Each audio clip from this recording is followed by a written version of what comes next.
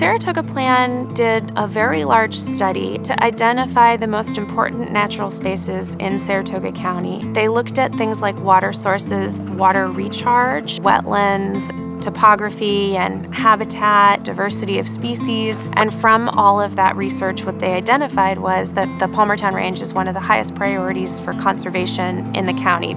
It's getting increasingly difficult to find large blocks of forest close to populated areas that can be protected.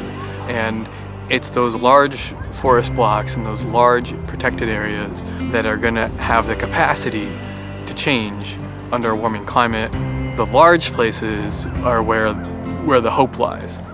That work now is becoming even more urgent as the climate is changing so rapidly that those places that we once thought were secure are now so in flux. This is one of the most rapidly growing parts of the state. The Palmertown is this sort of green island in the middle of that. What the Palmertown Range can do for us is connect the ecosystems that we've got left available to connect. In the face of a changing climate, then natural and local habitats are going to be changing. Native plants and animals that have always existed in one particular type of habitat are going to lose that habitat, and they're going to need places to move. You know, we're poised here in a really interesting place between the major ecosystems of the Adirondacks and the Green Mountains. It's an area that wildlife is currently using to travel large distances, and in fact it's sort of the best opportunity that wildlife has to get between the Green Mountains in Vermont and the Adirondacks. It's important to look at it holistically and say, let's protect this ridge, both for recreation and for natural corridors for wildlife. So this area, the Palmertown Range, is really important. The disturbance that occurred there in historic times from timber extraction, that's fairly small, and the forest can fairly easily recover from that. Nature can deal with changing climates, it has for a long time, but the added burden of the layers that humans have put on the landscape in the forms of transportation networks, cities, cleared forests for agriculture, those additional burdens make adapting to a warming climate much harder. I think these ecosystems are so important because of the services that they provide us. 80% of the biodiversity is in forests.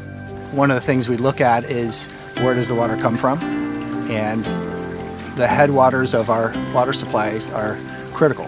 This is a sponge for carbon, pulling carbon out of the atmosphere, putting it into living trees. Those living trees are drawing it down into the soils, and then that carbon in the soil, right? What's in your Brita filter?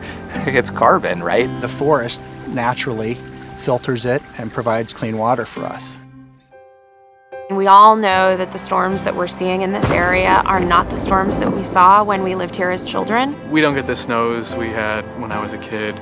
Spring is happening earlier, fall is happening later. If you look at the data, insects are moving around at different times of years with regards to spring and fall, birds perhaps arriving earlier. The writing is on the wall. Our local climate is shifting because of broad global patterns that have to do with climate change and atmospheric CO2. But also our local climate is shifting because of changes in the built environment and the urban heat island effect. And that Palmertown forest is working to address both of those effects. The trees are pulling carbon dioxide out of the atmosphere, and that is having a mitigation effect on atmospheric carbon levels. But they're also providing a sort of local air conditioning system. Forests are cooler than the built landscape, and that has an effect on local climate as well. Dozens of human generations that those trees are witnessing that we're just not seeing. But until you observe it, it doesn't become real. And that I can see the differences in winter in my short amount of time here, I think is telling for what the future has to come. Why are the Adirondacks here? Are the Adirondacks here because a bunch of people got together and said, oh, I want to start a conservation project up there? Somewhat. That's how that story starts. The reason they're still here is because we have laws. We basically put a big zoning overlay over the Adirondack Park. We say you're not allowed to build here. We're not doing that anymore. There aren't new Adirondack parks coming online. And so to the extent to which we believe that that vision is an important one for the region, it's up to us to come in and make that happen.